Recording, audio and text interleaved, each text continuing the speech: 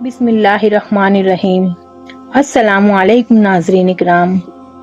ایک مرتبہ حضرت لقمان علیہ السلام کے پاس ایک دہریہ یعنی وہ انسان جو خدا کو نہ مانتا ہو آیا اور حضرت لقمان علیہ السلام سے کہنے لگا کہ آپ کہتے ہیں کہ دانے دانے پر لکھا ہے کھانے والے کا نام۔ پھر وہ دہریہ کہنے لگا کہ میرے ہاتھوں میں ایک چنا ہے، آپ مجھے بتائیں یہ کس کے مقدر کا ہے؟ حضرت لقمان علیہ السلام پر اللہ پاک نے یہ الہام فرمایا اور حضرت لقمان علیہ السلام کو اللہ پاک نے الہام کے ذریعے یہ بات بتا دی کہ یہ چنا کس کے مقدر کا ہے۔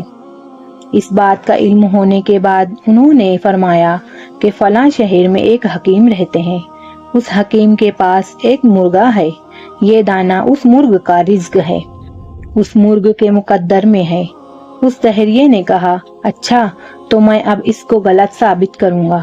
یہ کہہ کر اس دہریے نے غرور کے ساتھ اس چنے کے دانے کو جو اس کے ہاتھ میں تھا ہوا میں اچھالا اور پھر منہ کو کھول کر اپنے منہ میں لینا چاہا، لیکن اللہ پاک کی قدرت دیکھیں کہ چنا منہ کے بجائے اس دہریے کی ناک میں جا کر پھنس گیا۔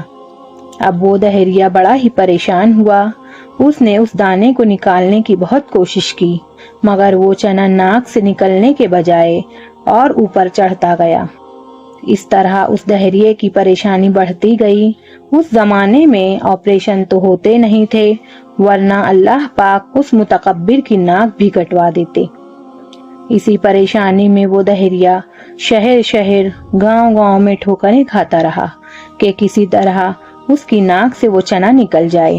کسی نے اس دہریے سے کہا کہ فلاں شہر میں ایک حکیم ہے، وہاں چلے جاؤ، وہ تمہاری پریشانی دور کر سکتا ہے۔ آخر کار وہ دہریہ اسی حکیم کے پاس علاج کے لیے پہنچا جس حکیم کا نام حضرت لقمان علیہ السلام نے لیا تھا۔ وہ دہریہ جب اس حکیم کے پاس گیا تو اس حکیم نے اس دہریے کی ناک میں ایک دوا ڈالی۔ دوا ڈالتے ہی اس دہریے کو زوردار چھینک آنا شروع ہو گئی۔ جیسے جیسے اسے چھینک آتی وہ چنے کا دانہ نیچے کی طرف سرکتا، یہاں تک کہ ایک زوردار چھینک آئی اور وہ دانہ اس دہریے کی ناک سے نکل کر باہر گر گیا، اور وہیں پر اس حکیم کا مرغا چر رہا تھا جس کے بارے میں حضرت لقمان علیہ السلام نے بتایا تھا۔ اس مرغے نے فوراً اس چنے کے دانے کو کھا لیا، اور جب اس دہریے نے یہ دیکھا تو اس کو لقمان علیہ السلام کی بات پر یقین آ گیا اور اس کا دماغ درست ہو گیا۔ ناظرین اکرام، اسی طرح اللہ پاک نے اس مرغ کا رزق پہنچانے پر اس دہریے کو مقرر فرما دیا۔ اس کو تقدیر کہتے ہیں۔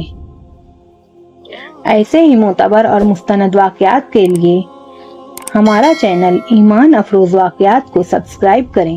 جزاک اللہ۔